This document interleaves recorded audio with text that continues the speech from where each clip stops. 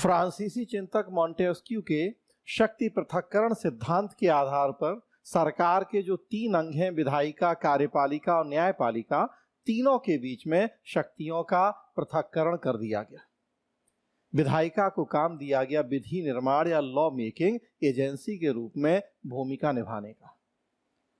हम अपने देश की संसद की बात करते हैं तो हम देखते हैं कि हमारे देश में भी संसद की प्रमुख भूमिका एक कानून निर्माण एजेंसी के रूप में ही है। हालांकि ऐसा नहीं है कि हमने संसद को केवल इसी एक भूमिका तक सीमित कर रखा हो, बल्कि बहुआयामी और बहुउद्देशीय भूमिका का संचालन करती है संसद। बजट पास करना भी संसद का काम है, संविधान में संशोधन करना भी काम। उसके अलावा आप देखेंगे तो प्रशासन और कार्यपालिका के ऊपर नियंत्रण रखने जैसे कई अनेक कार्य भी संसद के द्वारा संपन्न किए जाते हैं। लेकिन क्या संसद वास्तव में अपने इन कामों को बेहतर ढंग से संपन्न कर पाती है, या कहें कि वर्तमान समय में कर पा रही है? तो जवाब यही है कि नहीं।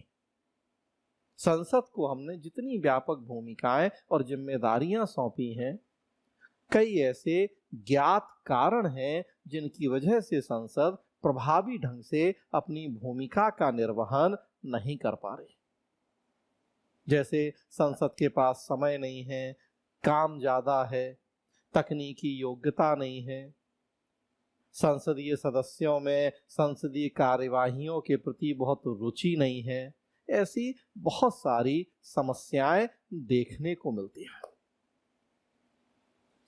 अगर हम पूरे 1 साल के संसदीय कार्यवाहियों, उनकी बैठकों का रिकॉर्ड उठा के देखें तो निष्कर्ष निकलता है कि 1 साल में हमारे देश में कुल 100 दिन भी संसद की बैठक नहीं होती।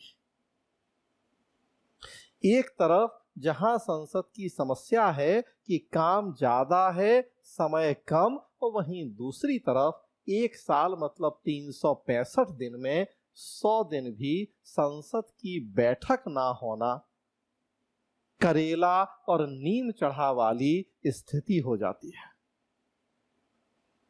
जितनी बैठकें होती हैं उनमें कितना कामकाज होता है, तो नीम के ऊपर और एक नीम।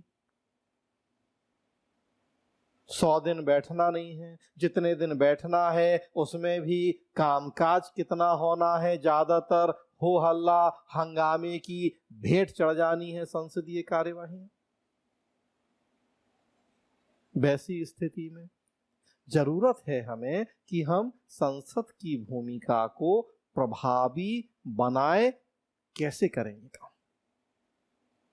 एक लोकतांत्रिक देश में जनता के चुने हुए प्रतिनिधि जो कि संसद में बैठे हैं, विधायिका में, अगर वो बेहतर ढंग से अपनी भूमिका का निर्वहन नहीं कर पाएंगे तो कहीं ना कहीं जमीनी धरातल पर लोकतंत्र की सफलता भी संदिग्ध होगी।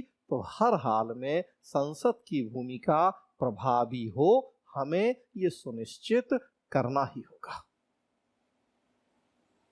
बहुत सारे प्रयास हम कर सकते हैं, अनेक सुझाव दिए जाते हैं। एक सुझाव तो यही आता है पिछले कई साल से कि हम एक ऐसा कानून बना दें, संविधान में संशोधन करें या कानून बना दें कि 1 साल में कम से कम 100 दिन संसद की बैठक जरूर। जब संसद की बैठक हो, सत्र चल रहा हो, जो सदस्य हैं उनकी एक न्यूनतम उपस्थिति को अनिवार्य कर दें।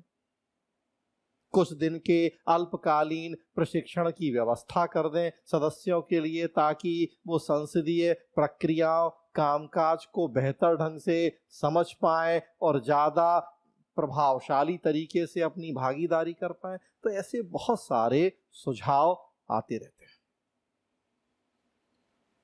जब 2007 के आसपास की बात है, सोमनाथ चटर्जी लोकसभा के अध्यक्ष थे, तो प्रयास किया गया उनकी तरफ से कि संसद साल में कम से कम 100 दिन चले, ऐसी व्यवस्था हो।